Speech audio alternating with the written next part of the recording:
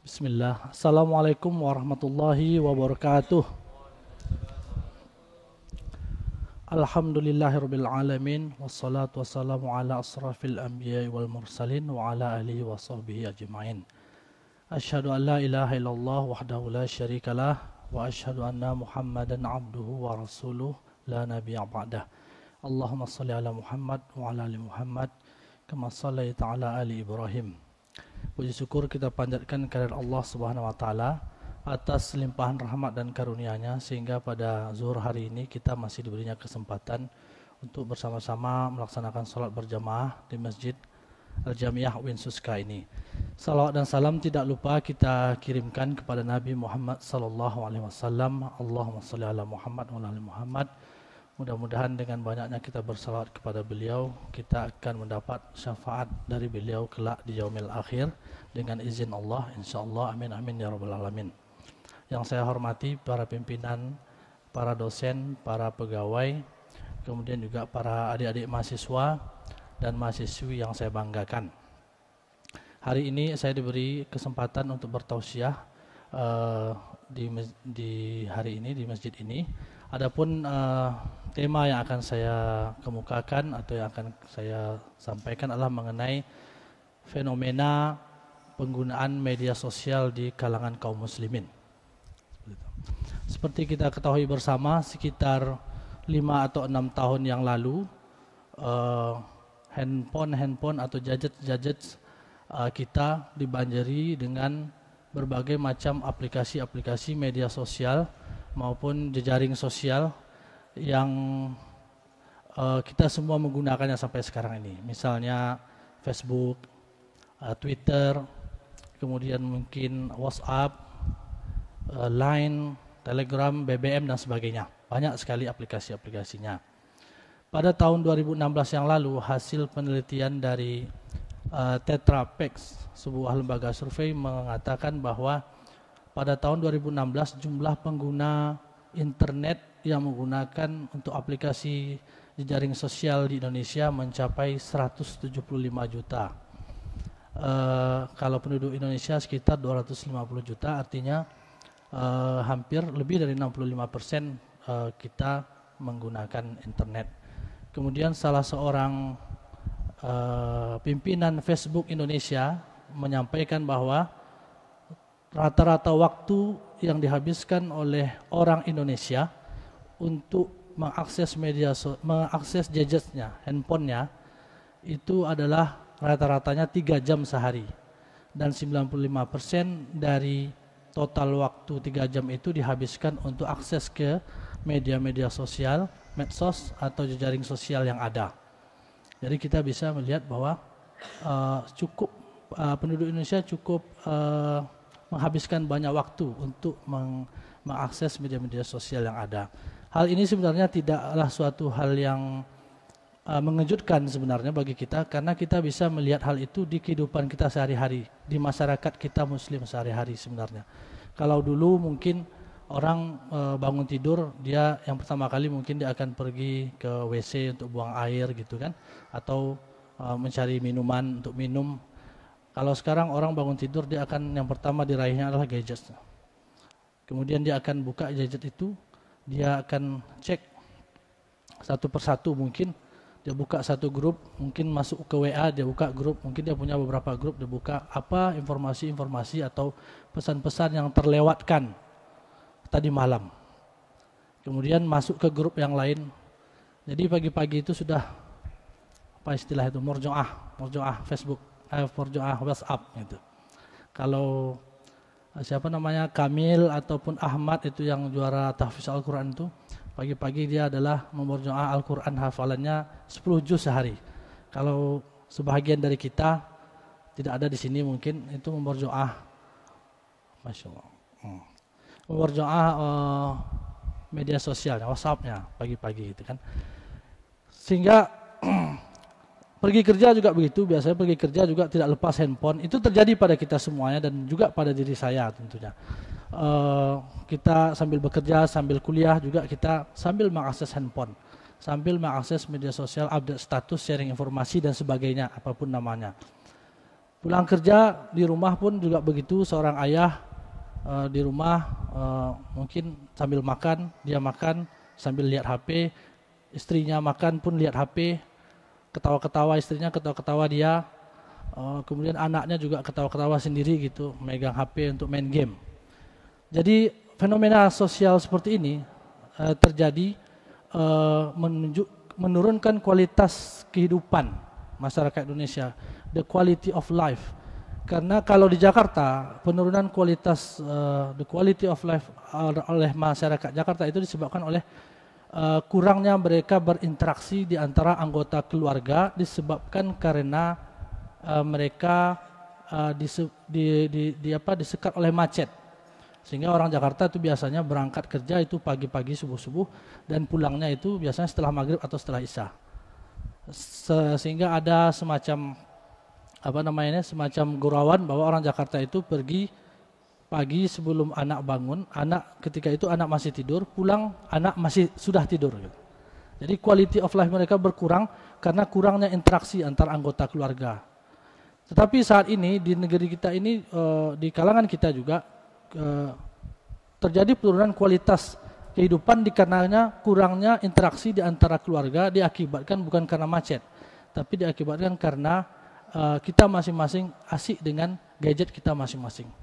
Memang pada nampaknya, pada zohirnya kita bertemu di keluarga, tapi pada hakikatnya kita asik dengan, bukan kita maksud saya, sebagian orang gitu ya, sebagian orang, mungkin di sini tidak ada, itu asik dengan gadgetnya sendiri. Nah, ini menimbulkan beberapa dampak. Yang pertama adalah apa dampaknya dari terlalu berlebihannya menggunakan media sosial atau jejaring sosial adalah yang pertama, hati menjadi tidak tentram atau hati menjadi tidak tenang. Mengapa begitu? Karena setiap harinya kita selalu memasukkan ke dalam hati kita berbagai macam urusan yang sebenarnya bukan bahagian dari urusan kita, yang sebenarnya bukan bahagian dari yang perlu kita ketahui, melewati media-media sosial yang ada. Facebook misalnya, seorang yang punya Facebook biasanya punya ribuan teman, atau Twitter punya ribuan follower misalnya kan. Itu setiap kawannya kan selalu mengirimkan setiap harinya itu berbagai macam yang dia ingin sharing gitu. Ada mengenai misalnya cara memasak gitu kan. Ada misalnya berita politik, berita artis kawin lagi misalnya. Berita bermacam-macam gosip juga masuk, politik, kemudian berita ekonomi, bisnis sebagainya. Ini semuanya dilahap gitu, dimakan, dimasukkan ke dalam hati kita semuanya, dimasukkan ke dalam pikiran kita, sehingga hati menjadi tidak tenang. Kata ulama, hati itu seperti wadah. Wadah itu, kalau dia wadah tentu dia bisa diisi. Nah, apa pengisi hati kita itu? Pengisi hati kita itu adalah apa yang kita lihat dan apa yang kita dengar.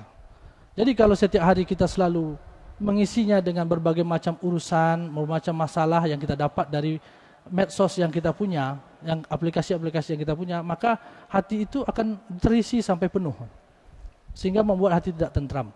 Makanya salah satu hadis Nabi menyebutkan bahwa Nabi berkata, salah satu tanda keelokan Islamnya seorang Muslim itu adalah dia meninggalkan apa-apa yang tidak menjadi urusannya.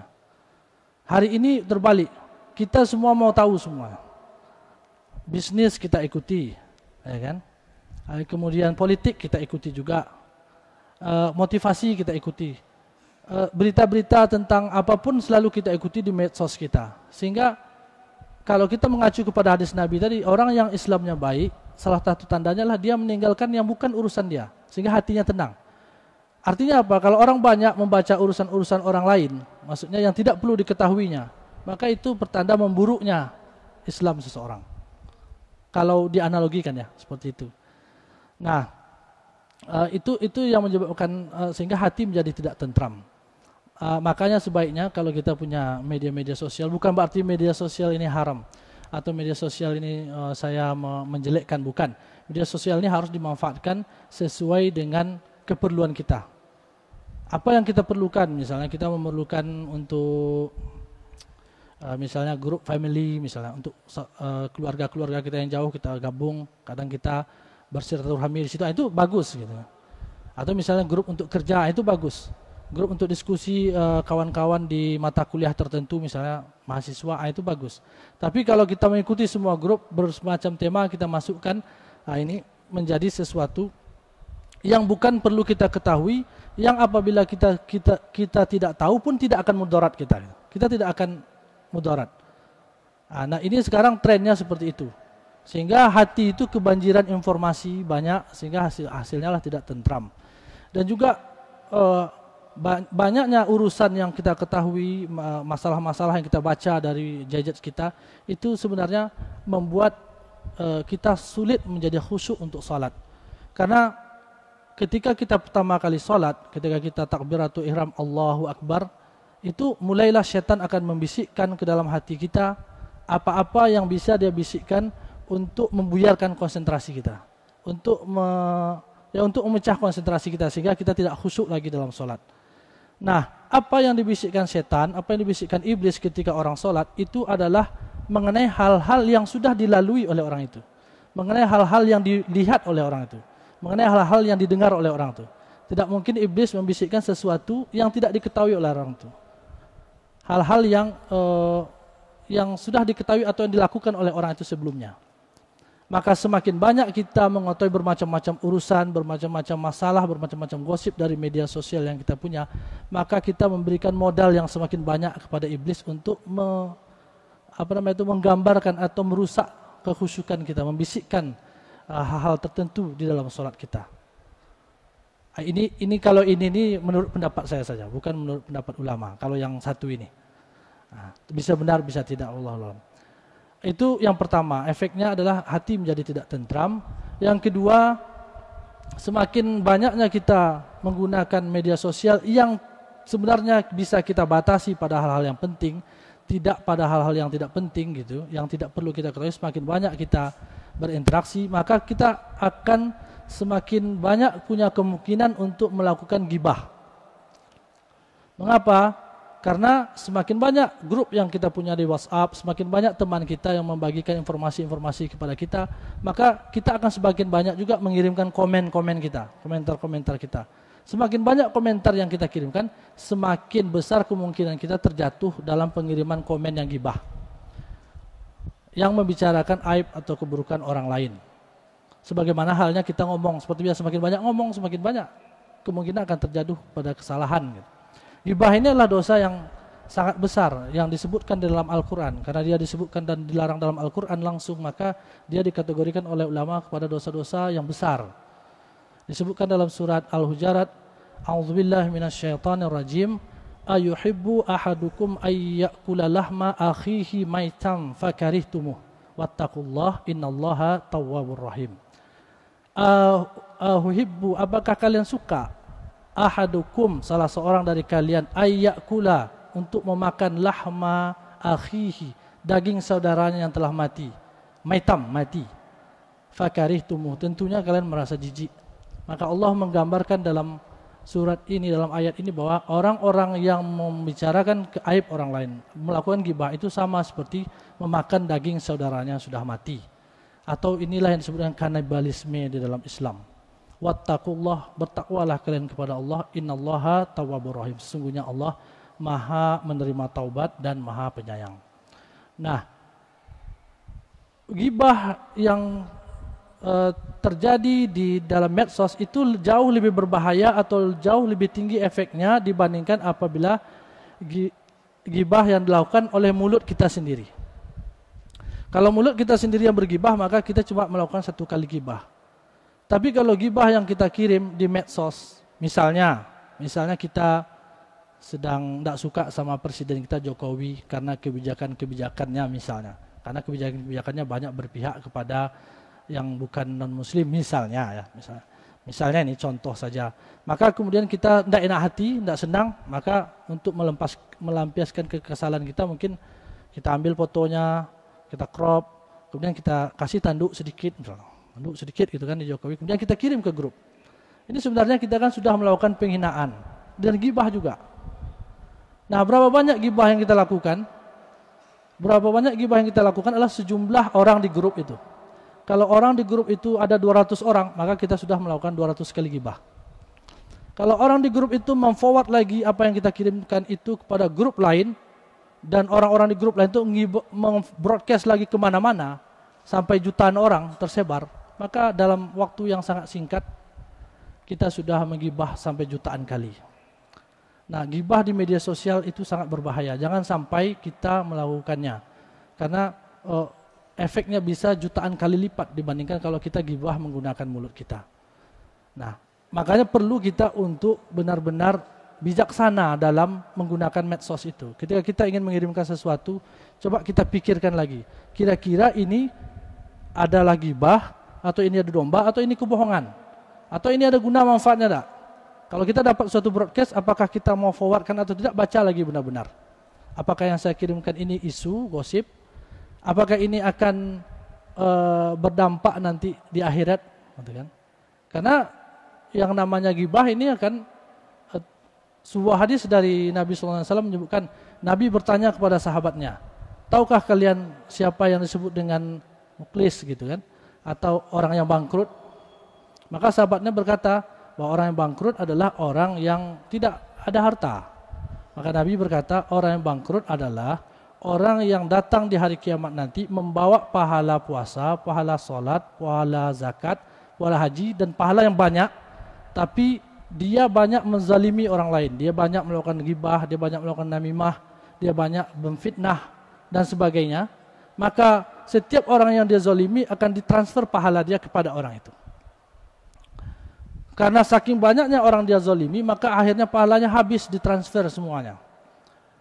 Nah, ketika pahalanya sudah habis, ternyata masih ada orang-orang yang dizaliminya. Maka akhirnya dosa orang yang dizalimi itu ditransfer kepada dia. Inilah orang yang bangkrut.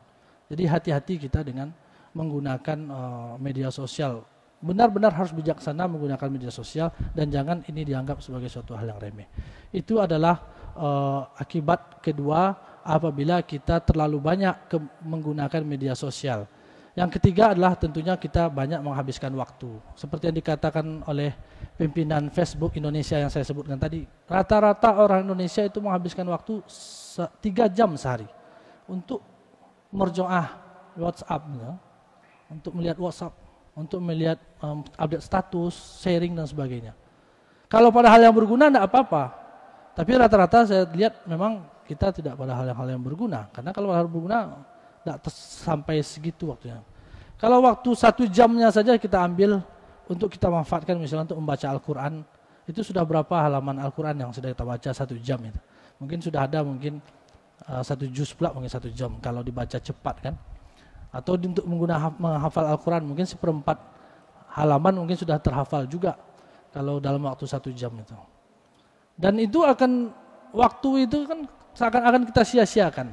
Maka waktu itu akan ditanya oleh Allah, bahwa dalam hadis disebutkan bahwa tidak akan bergerak 2 kaki anak Adam kecuali akan ditanya kepadanya beberapa hal. Salah satu yang ditanya itu adalah, umurmu kamu habiskan kemana? Umur itu ya waktu itu dipakai kemana? Itu akan dipertanggungjawabkan nanti di depan Allah Subhanahu Wa Taala. Artinya bukan saya menganggap Facebook, media-media sosial yang ada sekarang ini jelek, bukan. Karena media-media sosial itu adalah alat. Hukum fikih itu, alat itu sifatnya adalah mubah. Dia normal, gitu. Normal. Dalam artian nilainya atau hukumnya tergantung daripada tujuan penggunaannya. Seperti pisau. Pisau kalau mubah, siapa aja bisa menggunakan pisau. Pisau tidak ada yang haram pisau. Tapi apa tujuan penggunaannya? Kalau tujuannya untuk memotong bawang, memasak untuk suaminya gitu kan, supaya masakannya enak, itu bisa berpahala punya pisau. Tapi kalau pisaunya digunakan untuk apa kan, untuk menusuk orang, ya bisa menjadi dosa. Maka media sosial juga gitu. Media sosial itu hukum asalnya adalah mubah. Maka mari kita menggunakan media sosial ini pada hal-hal yang benar-benar bermanfaat untuk kita. Jangan kita habiskan waktu kita untuk pada hal yang sia-sia, atau bahkan berbuat dosa karena kita banyak melakukan ghibah di media sosial yang ada. Mungkin ini yang bisa saya sampaikan. Mohon maaf kalau berlebih waktunya. Subhanakallahumma wa bihamdika asyhadu an la ilaha illa anta astaghfiruka wa atubu ilaik. Walhamdulillahirabbil alamin. Assalamualaikum warahmatullahi wabarakatuh.